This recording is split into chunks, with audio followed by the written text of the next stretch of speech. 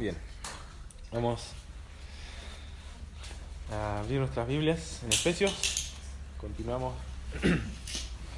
nuestro estudio, ya pasamos la mitad. Ya avanzamos la mitad.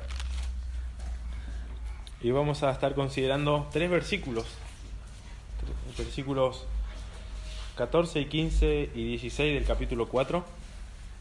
Son solo tres versículos, pero que creo que resumen de alguna forma el núcleo o el corazón de lo que Pablo está queriendo expresar en estos primeros 16 versículos que ya hemos visto del capítulo 4. Vamos a dar lectura a estos tres versículos. Si lo han encontrado, Efesios 4, versículos 14 al 16. Vamos a leer desde el 11 para tener un poco el contexto. Dice: y él mismo, en relación a Cristo, constituyó a unos apóstoles, a otros profetas, a otros evangelistas, a otros pastores y maestros, a fin de perfeccionar a los santos para la obra del ministerio, para la edificación del cuerpo de Cristo, hasta que todos lleguemos a la unidad de la fe y del conocimiento del Hijo de Dios, a un varón perfecto, a la medida de la estatura de la plenitud de Cristo.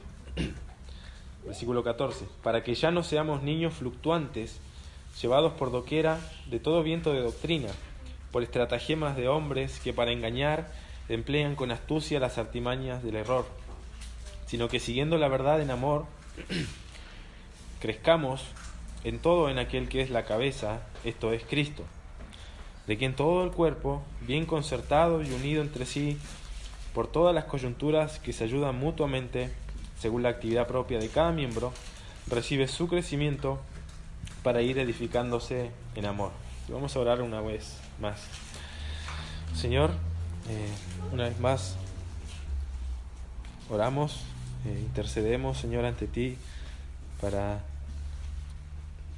que uses tu palabra, Señor, para que me permitas ser claro, para que me permitas ser sencillo al expresar tus verdades, que puedan también mis hermanos oír con atención y ser convencidos de tu verdad, y que esa convicción resulte, Señor, en un cambio de estilo de vida, Señor. Oramos nuevamente por tu palabra. Bendícenos, Señor, en el nombre de Jesús. Amén. Hoy voy a compartir, creo que el título decía motivos para crecer en madurez, y quiero compartir con ustedes tres motivos que este pasaje nos deja de por qué deberíamos estar procurando crecer en madurez. Y al final de dar los tres motivos, siempre me gusta dar la idea o el principio que quiero transmitir con la enseñanza, pero esta ocasión lo voy a dejar para el final, porque va a tener más sentido.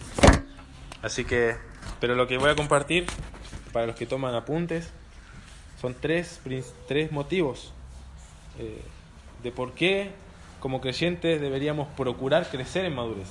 ¿Y por qué digo esto? Porque Pablo, en los versículos anteriores, recordamos en este capítulo 4 de Efesios, comienza lo que le llamamos la sección práctica del libro. Pablo comenzó este capítulo haciendo un ruego, una exhortación a que los creyentes anden de manera digna del llamamiento con el que fueron llamados.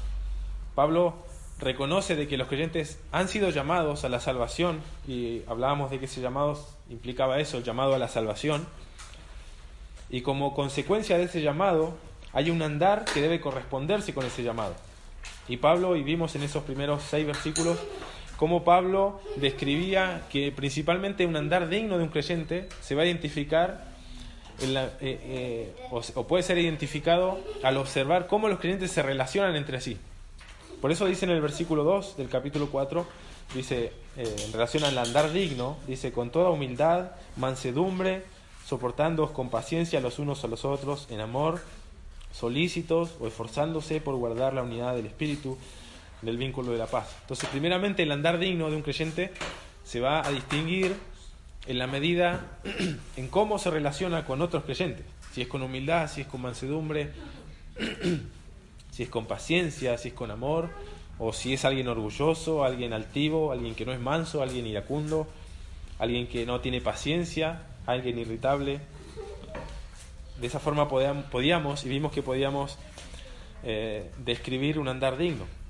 Por tanto, inevitablemente, para que un creyente diga que anda de manera digna o que pueda andar digno, inevitablemente debe ser un creyente que está en relación con otros creyentes, o sea, que está participando del cuerpo de Cristo, y no solamente un día a la semana, un domingo, sino procurar buscar de manera natural, va a surgir en cada creyente tener relaciones con otros creyentes entre semana, porque va a ser nuestra necesidad.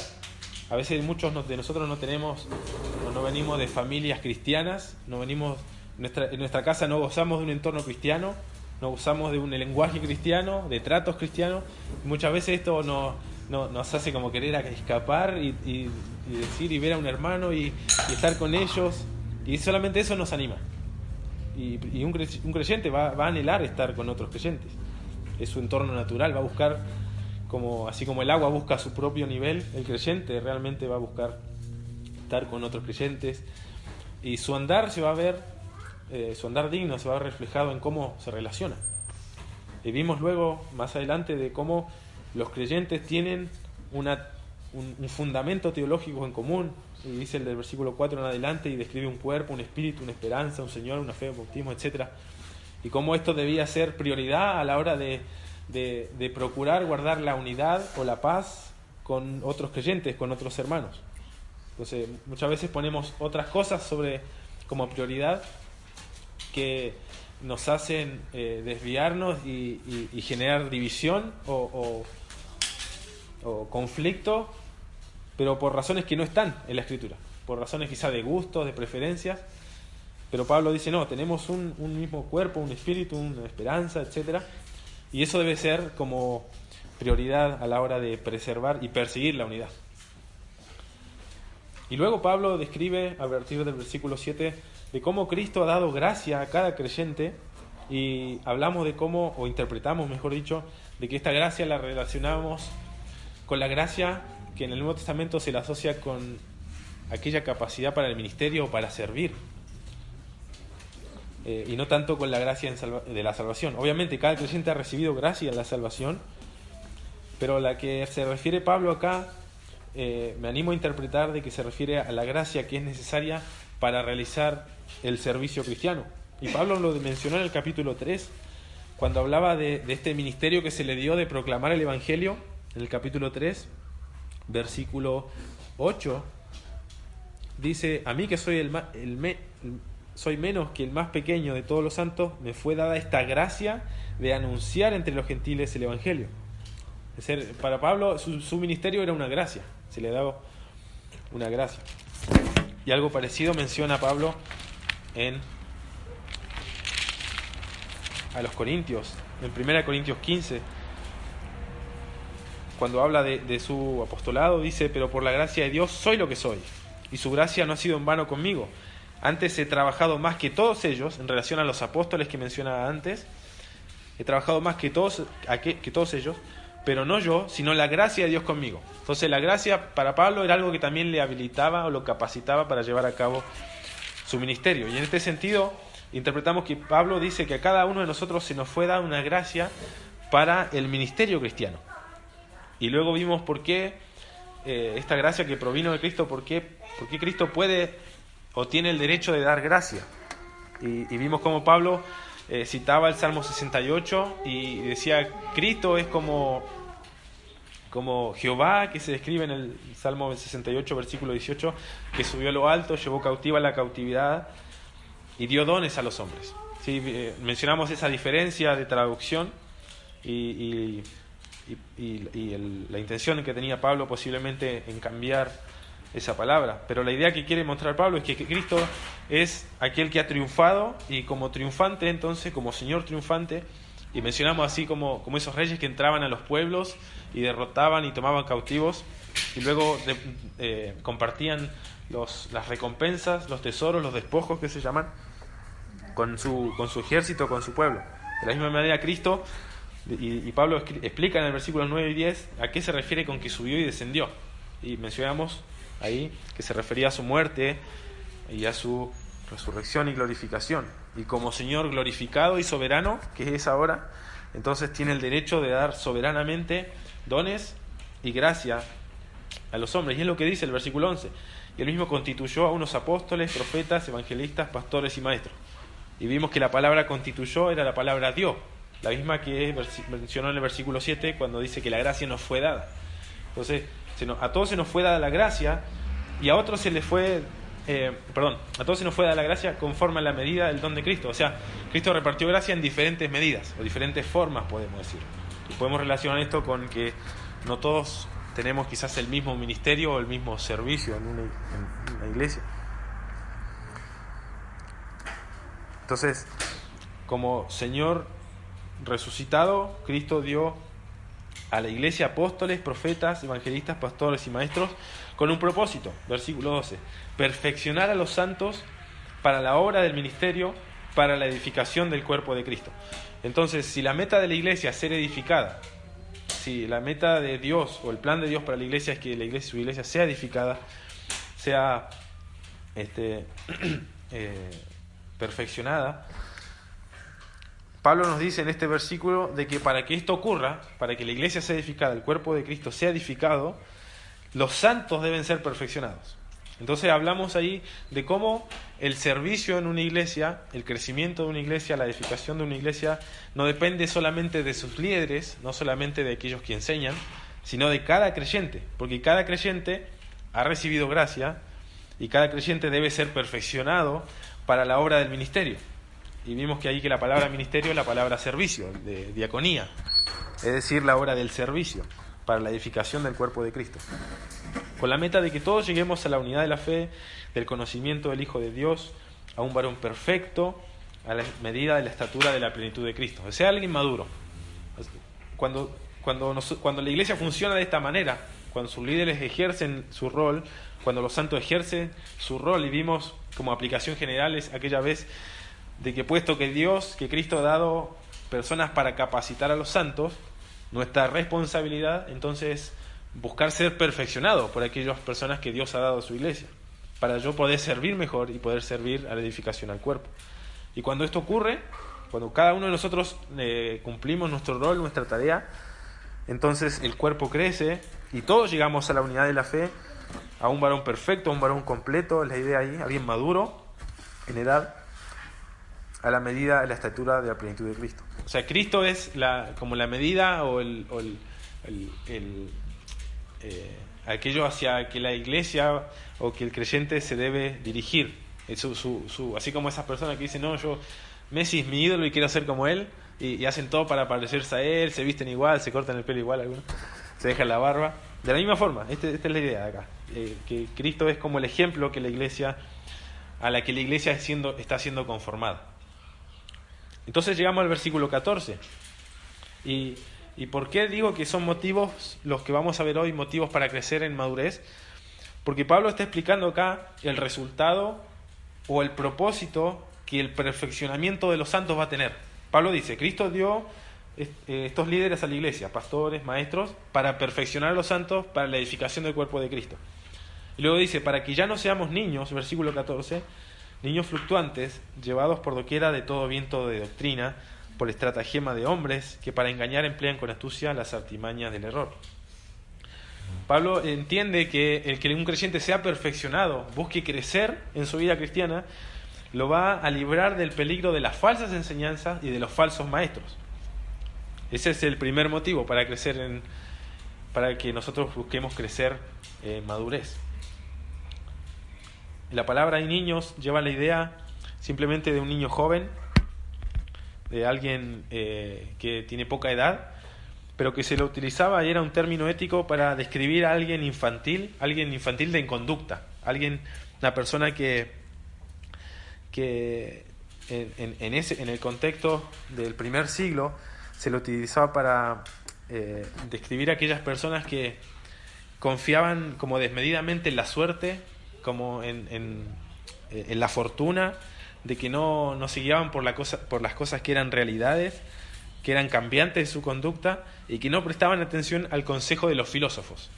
Los griegos determinaban que esas personas en este tipo de conducta se les llamaban niños, pero simplemente refleja la idea de alguien inmaduro, de alguien inestable. Y la palabra fluctuante ahí en realidad es la palabra que literalmente significa llevado por las olas o sacudido por las olas. Creo que la Biblia de las Américas traduce de esta forma.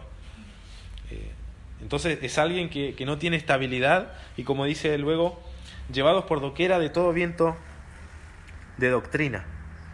Es decir, personas que no tienen un fundamento en sus vidas, no tienen estabilidad, no tienen una convicción firme que les lleve a enfrentar cada circunstancia de sus vidas.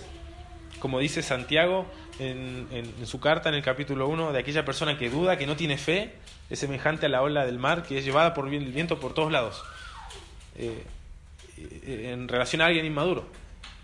Y lo mismo dice Pablo acá, aquellas personas que son niños, que no se han desarrollado o que no han desarrollado convicciones bíblicas o una fe sólida que no puede crecer, va a ser una persona que va a ser blanco fácil de falsas enseñanzas o de falsos maestros. Va a ser alguien sin estabilidad, sin firmeza, que es llevado por las olas, llevado por el viento, por todo viento de doctrina. Es decir, cada enseñanza nueva que le llega va a decir, no, en realidad esto no era así, ahora tengo que hacer esto. Y cada vez se enfrenta a una enseñanza nueva y cambia su vida y es inestable. De la misma forma que si nosotros arrojamos algo al agua, o no sé si ustedes se han parado a la orilla de un lago cuando está con olas y se da cuenta que las olas te van moviendo, y eso que estamos parados como en la tierra. Ahora, imaginemos a alguien flotando, está mucho más a la deriva. Entonces hay peligro en no buscar ser perfeccionado. Hay un peligro, y es la inmadurez, es permanecer inmaduro. El autor de Hebreos, en el capítulo 5, describe, usa la misma palabra niños, la misma palabra que usa Pablo acá en el griego, para describir también a otra persona inmadura. Y dice Hebreos capítulo 5, versículo 11. Dice, acerca de esto tenemos mucho que decir y difícil de explicar, por cuanto os habéis hecho tardos para oír. Entonces, las personas inmaduras son personas a las que es difícil explicarles ciertas cosas porque se han hecho tardas para oír, no han querido oír, no han querido obedecer. Y dice el versículo 12, porque debiendo ser ya maestros, es decir, personas que quizás han pasado mucho tiempo en una iglesia y nunca han crecido y continúan viviendo de la misma forma, debiendo ser ya maestros, después de tanto tiempo, tenéis necesidad de que se os vuelva a enseñar cuáles son los primeros rudimentos de las palabras de Dios. Y habéis llegado a ser tales que tenéis necesidad de leche y no de alimento sólido. Y todo aquel que participa de la leche es inexperto en la palabra de justicia, porque es niño, porque es inmaduro, es inexperto. Pero el alimento sólido es para los que han alcanzado madurez. Ahí está el contraste. Para los que por el uso tienen los sentidos ejercitados en el discernimiento del bien y del mal. Así que un niño, alguien inmaduro, es alguien no solamente inestable, que es llevado de acá para allá por diferentes enseñanzas. No solamente es alguien que no puede discernir el bien y el mal, es alguien que se ha hecho tardo para oír, que quizás muchas veces ha escuchado la verdad, pero no cambia, continúa viviendo su vida, y es descrito como alguien que es visto como un niño, alguien que no puede discernir el bien y el mal, y por eso quizás también es influenciado por todo tipo de enseñanza. Y Pablo utiliza esta misma palabra otra vez en 1 Corintios 3,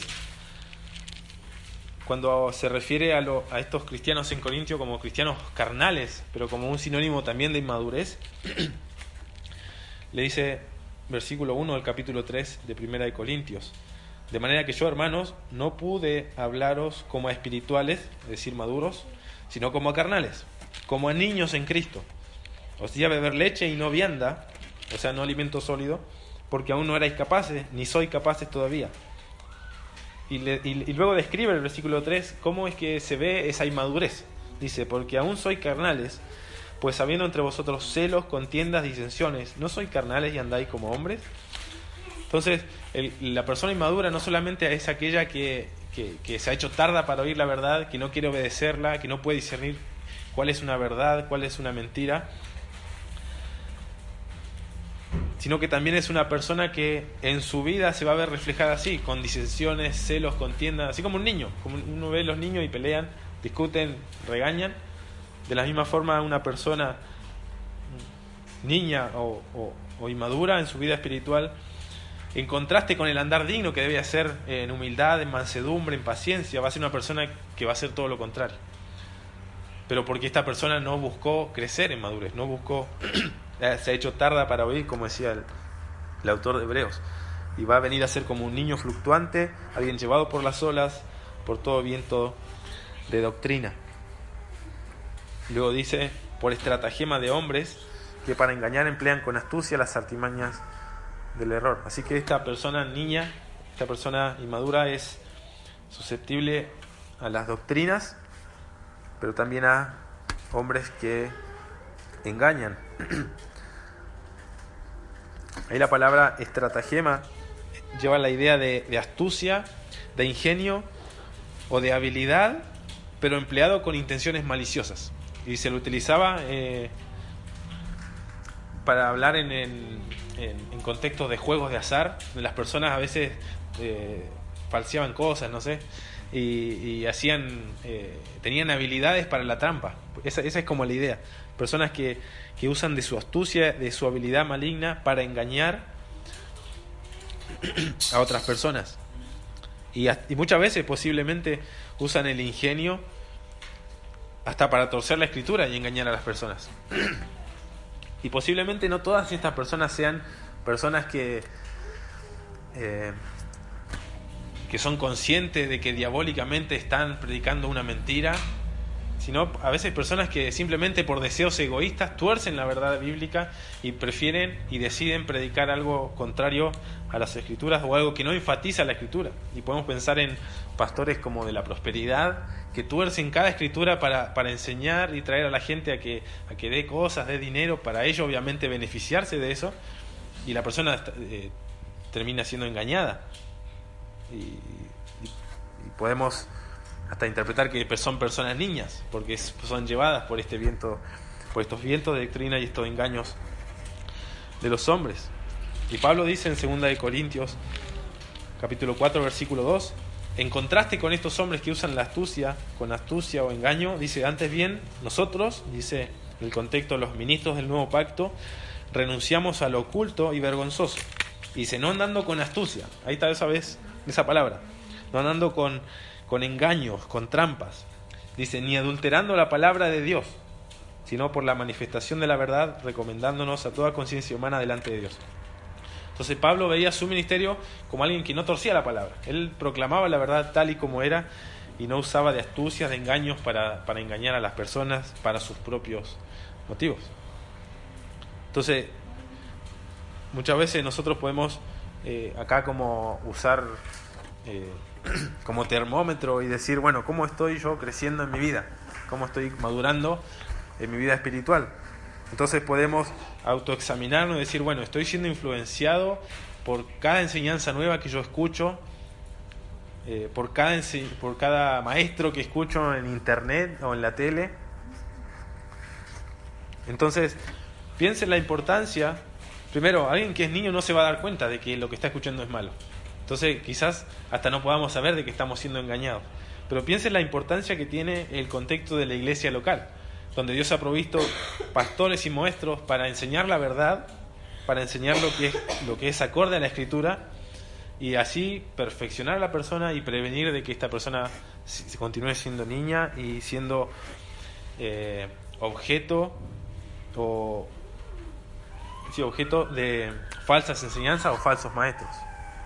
Entonces, como primer motivo tenemos el buscar crecer en madurez, buscar perfeccionarme en mi vida, no solo para servir mejor al cuerpo de Cristo, sino para evitar el engaño de falsa enseñanza, falsos maestros, y quizás hasta para discernir el engaño a otras personas y ayudar a otros a que no caigan en ese error.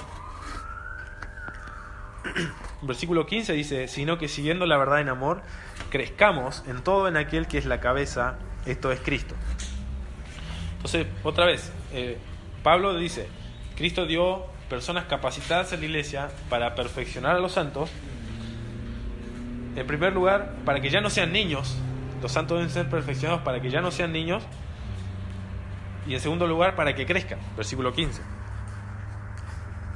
Y ahí dice, sino que siguiendo la verdad en amor, crezcamos. Entonces, en contraste con aquella persona niña, debemos crecer a un varón perfecto, como decía el versículo 13.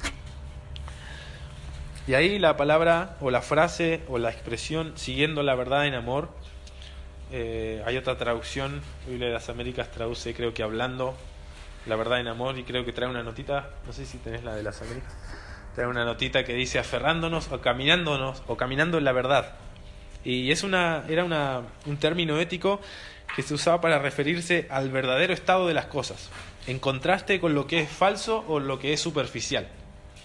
Entonces, por eso entiendo, porque literalmente en el griego dice hablando la verdad, pero la Reina Valera dice siguiendo la verdad. Y no está contradiciendo, porque lleva esta idea de alguien que sigue la verdad, no solamente hablándola, no solamente profesándola, sino viviendo esa verdad. Y esa era la idea de vivir la verdad que tenía el judío, por ejemplo. Por ejemplo, Juan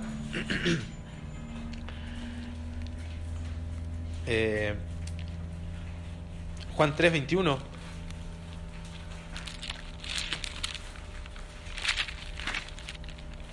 Jesús dice, mas el que practica la verdad viene a la luz para que sea manifiesto que sus obras son hechas en Dios.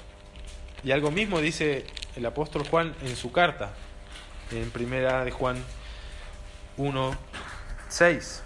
Dice, si decimos que tenemos comunión con Él y andamos en tinieblas, mentimos y no practicamos la verdad. Entonces la verdad para el judío no era algo que uno podía profesar simplemente, sino algo que uno tenía que vivir y que tenía que practicar. Entonces yo puedo proclamar una verdad, decir, yo tengo comunión con alguien, yo ando en luz, como dice, Dios es luz, no hay tinieblas en Él, yo no peco, dice, si decimos, dice primera de Juan, pero no hacemos, no se ve en una vida práctica, entonces no estoy practicando la verdad. Y esta es la idea acá en este versículo, que siguiendo la verdad o practicando la verdad.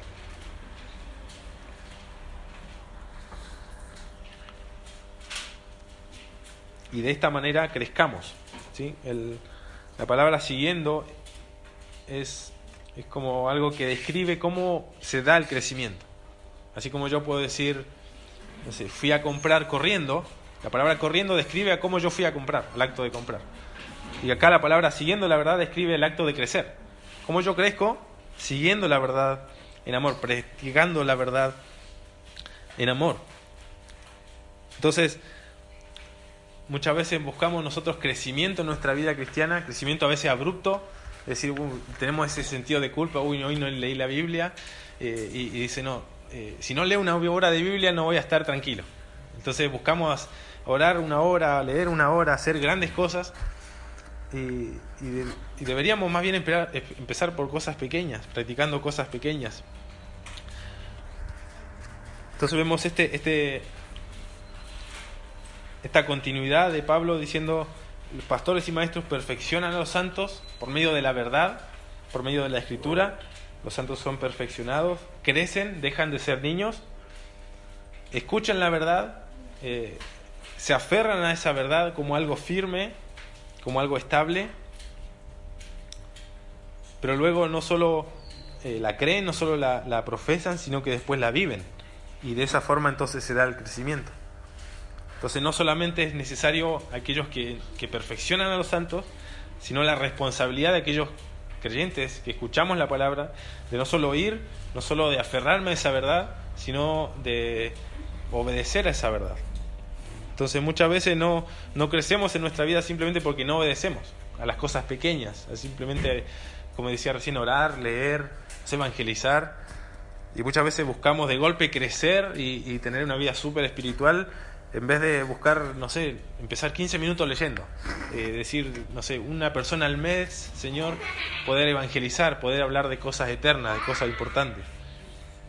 Y de esa forma entonces se va dando el crecimiento. Pero también debo buscar perfeccionarme por aquellas personas que Dios ha dado a la iglesia para enseñarnos, para instruirnos, para poder crecer, discernir lo que es bueno, lo que es malo, lo que es verdad, lo que es error. y poder entonces practicar, vivir la verdad en amor y crecer entonces en todo, en aquel que es la cabeza. Es decir, otra vez, Cristo visto como la meta del crecimiento. Esa es la idea.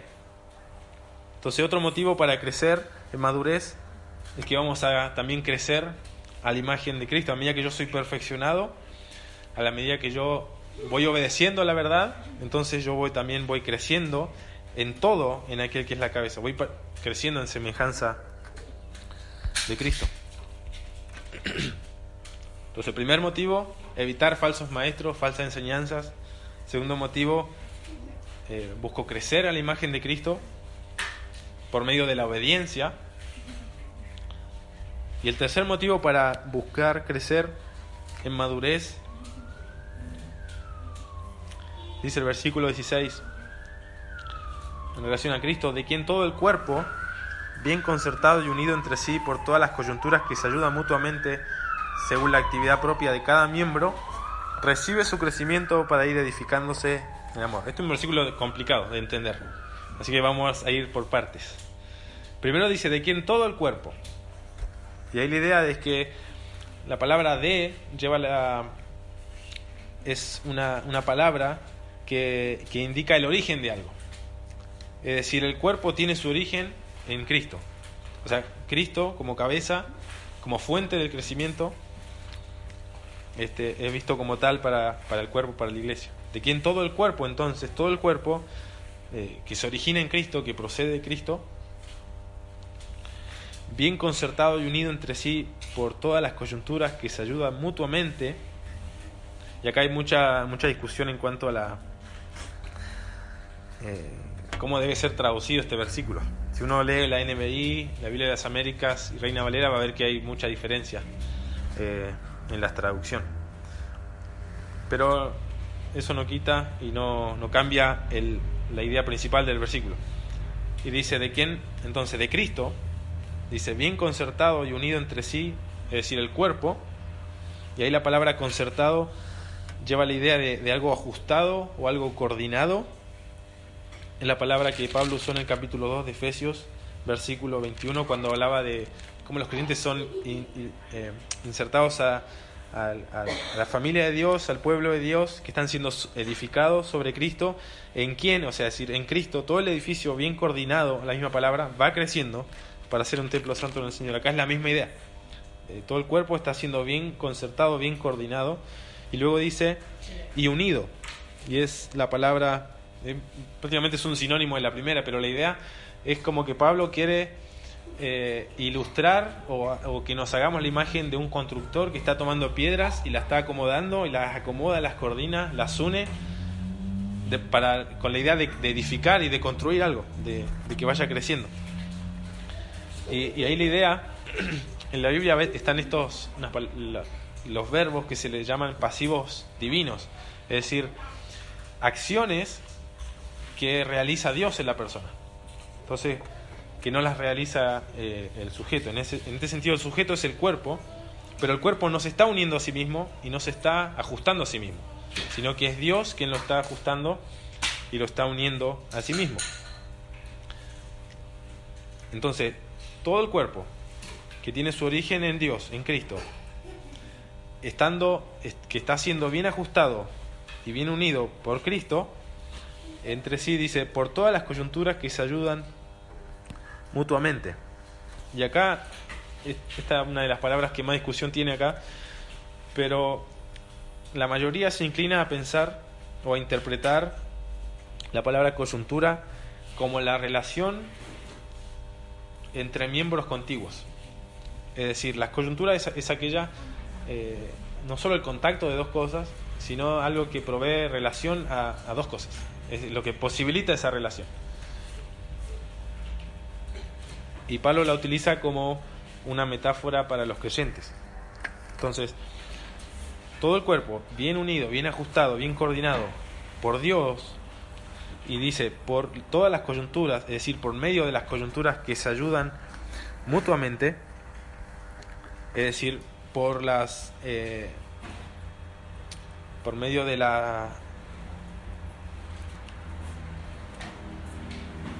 de la relación que hay entre los miembros, entre los creyentes, que se ayudan mutuamente. Es decir, que la coordinación, el ajuste, la unión del cuerpo, por así decirlo, es posibilitada por medio de las coyunturas. ¿Sí? ¿Se entiende? Que son los creyentes, que se ayudan mutuamente. Y la idea es como que Pablo dice, el cuerpo, este cuerpo que está describiendo acá, está compuesta por varias partes que están íntimamente unidas entre sí. Y cada una de estas partes sirve de ayuda a los miembros con los que está en contacto. ¿Sí? Y por medio de esas partes y esos miembros con los que está en contacto, se ajusta y se coordina el cuerpo. Eso es lo que está diciendo. Y luego dice, según la actividad propia de cada miembro.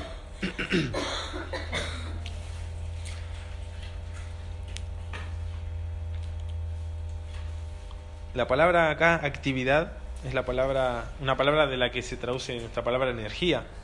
Y muchas veces traducida como operación o como trabajo, pero siempre lleva la idea de un poder o de una actividad que está activo, algo que está en activo.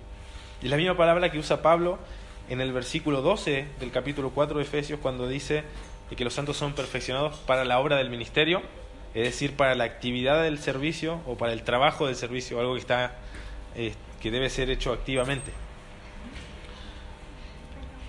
Entonces, según la actividad propia de cada miembro, se posibilita la coordinación y el ajuste de todas las partes del cuerpo.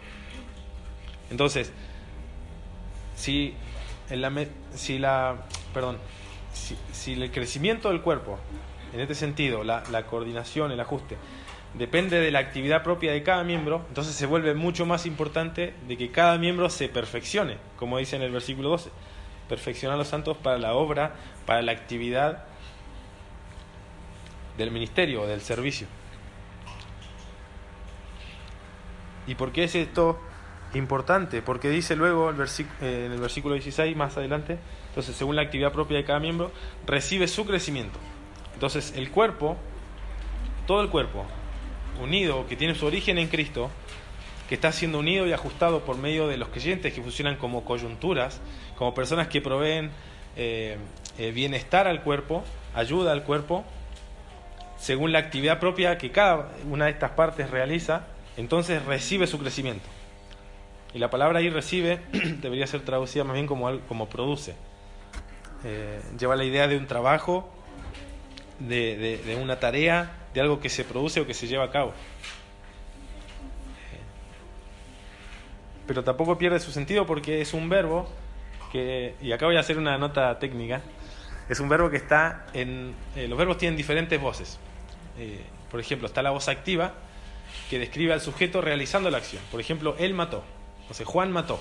Entonces, Juan, la voz activa, quiere decir que Juan realizó la acción de matar. Después está la voz pasiva, que el sujeto es descrito como recipiente de la acción. Es decir, Juan fue matado o Juan fue asesinado. Entonces, ese es un verbo en voz pasiva. El sujeto recibe la acción.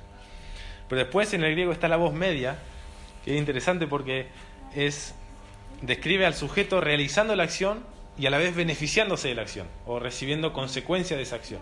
Por ejemplo, él se asesinó. La persona realizó la acción, pero también se benefició o perjudicó de esa acción. Y esta es la voz que utiliza Pablo para describir que el cuerpo recibe su crecimiento o produce su crecimiento. Está en voz media, es decir, que el cuerpo produce su crecimiento para él mismo. Entonces se ve mucho más el énfasis o la idea de que el cuerpo obviamente recibe el crecimiento de Dios, pero Dios o Cristo, como dice este versículo, da unión al cuerpo, da ajuste al cuerpo, da crecimiento al cuerpo según la actividad propia de cada miembro o de cada parte. Entonces se vuelve mucho más importante o se vuelve mucho más claro la responsabilidad que cada creyente tiene a la hora de edificar el cuerpo de Cristo. Por eso enfaticé el versículo 12, de cómo Cristo ha dado gente dotada a la iglesia a fin de perfeccionar a los santos para la obra del ministerio, para la edificación del cuerpo de Cristo. Es decir, que la edificación, sin que los santos sean perfeccionados, no se va a poder cumplir, no va a poder crecer, no va a poder ser edificado el cuerpo de Cristo, si tan solamente uno puede tener grandes maestros que le enseñan, Pero si no crece, y es como el niño, como leíamos ahí, y no crece, si no obedece a la verdad, entonces va a seguir siendo niño y su actividad en el cuerpo no va a ser de beneficio, y va a ser más bien de estorbo, de tropiezo. Como uno tiene cuando te falla una rodilla, como que ya no podés funcionar bien. Es algo tan básico como eso. Entonces, el tercer motivo entonces para crecer en madurez es este, porque por medio de mi crecimiento, entonces yo puedo cooperar a la edificación del cuerpo de Cristo. Y esta era la idea con la que les quería dejar esta mañana. Al crecer en nuestra madurez personal, somos de más provecho al crecimiento corporal. Entonces, antes de a veces pensar, y esto nos pasa siempre, de decir, otra vez este hermano haciendo esto, con esta actitud inmadura, con esta, otra vez, no sé, a veces inconscientemente reaccionamos y decimos, esta persona... Y este versículo nos enseña de que en realidad el crecimiento se va a dar según también la actividad de cada creyente. Es decir, que su crecimiento es responsabilidad mía. Que la persona pueda crecer va a depender de qué actividad estoy yo realizando en el cuerpo. Entonces, antes de buscar a veces quejarnos o criticar a un hermano inmaduro, debemos, como dice el versículo 15, seguir la verdad, pero en amor, ayudarle, soportarle, como dice el versículo 3, versículo 2, en humildad, mansedumbre, con paciencia, porque el cuerpo no solo está unido por medio de los creyentes, sino que recibe su crecimiento de la actividad propia de cada miembro, de cada parte. Entonces, en la medida, si yo no busco personalmente crecer en mi vida cristiana, nunca voy a ser de provecho al cuerpo de Cristo. O puedo estar creciendo, leyendo libros, estudiando teología, mirando predicaciones en internet, conferencias, pero nunca me congrego. ¿De qué provecho voy a hacer al cuerpo de Cristo? ¿De qué provecho voy a hacer al hermano inmaduro? A la persona que es como el niño, que es inmadura y que cree cualquier enseñanza y llevada de acá para allá. No voy a ser de ninguna ayuda, de ningún provecho. Entonces este pasaje nos exhorta realmente a veces a cambiar la perspectiva, a decir, el crecimiento también depende de mí, no solo de los que enseñan, no solo de los que lideran, sino de todos los creyentes que tienen o que han recibido gracia entonces para servir, han recibido el perfección, o debieran ser expuestos a perfeccionarse para entonces servir, y que su actividad en el cuerpo entonces sea de beneficio y de provecho para el crecimiento del cuerpo. Y termina y dice, recibe su crecimiento para ir edificándose en amor.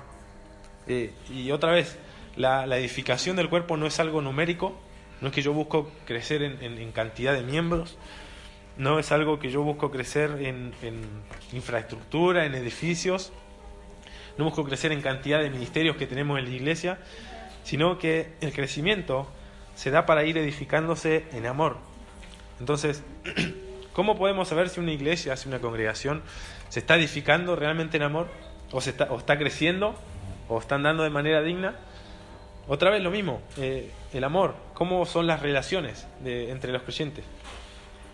¿Cómo es su trato? ¿Cómo obedecen a la verdad? ¿Cómo viven? ¿Si siguen la verdad en amor o son personas que siguen la verdad a coste del amor y tratan a las personas como quieren? Pero estos 16 versículos que hemos visto nos hablan entonces de la importancia de por qué un creyente debe andar de manera digna.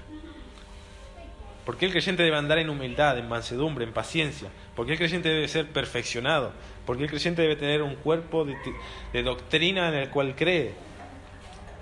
Porque primero nos va a librar de las falsas enseñanzas, nos va a librar de los falsos maestros, nos va a permitir crecer a la imagen de Cristo y nos va a permitir, quizás de manera mucho más, o motivo mucho más importante y relevante, de ser de ayuda y de proveer de crecimiento y de edificación al cuerpo de Cristo. Entonces, acá hay 3 motivos para crecer en nuestra vida cristiana: buscar ser perfeccionados, y nos deja también esta responsabilidad de decir, el crecimiento de cada uno de nosotros depende de nosotros, no depende. Cristo ya nos ha dado la gracia, nos ha dado su poder, como dice en el capítulo 1, que actúa en nosotros, nos ha hecho una nueva criatura, nos ha dado personas que nos perfeccionan, pero ahora debemos hacer algo. No, debemos hacer algo en este cuerpo, y es entonces servir en beneficio de la edificación en amor. ¿Sí? Entonces debemos crecer en nuestra madurez, debemos procurar crecer, procurar ser perfeccionados, para luego no quedarnos con eso, sino después practicarlo y poder ser como Cristo, crecer a la imagen de Cristo. Así como Cristo, más adelante Pablo va a decir en el capítulo 5, dice: andad en amor como también Cristo nos amó y se entregó a sí mismo por nosotros. Entonces, si yo quiero seguir a Cristo como ejemplo de amor, y debo vivir la verdad en amor, soportar a los hermanos en amor, para que todos seamos edificados en amor, entonces mi actitud ante un creyente inmaduro, ante alguien insoportable, ante alguien que tenga conflicto, es decir, bueno, Señor, yo quiero amarlo así como vos me amaste a mí, quiero tratarlo así como vos me trataste a mí, con paciencia, mansedumbre, en amor. Y para esto debemos crecer, pero también debemos considerar la importancia de la iglesia local, de reuniones como fundamentos, donde se nos instruye acerca de la verdad bíblica y nos ayudan a crecer, a discernir la verdad y el error. Pero luego está la parte práctica, y es que debemos obedecer y vivir aquello que aprendemos, pero en el contexto del amor, ¿sí? No solo obedezco a la verdad en amor, sigo la verdad en amor, sino que mi relación con otros debe ser en amor. Entonces, el andar digno se va a ver de esta forma y va a proveer y va a ser de ayuda entonces al cuerpo y al crecimiento de la iglesia. ¿Sí? Vamos a orar. Señor, gracias por tu palabra, gracias porque nos exhorta, nos corrige, Señor.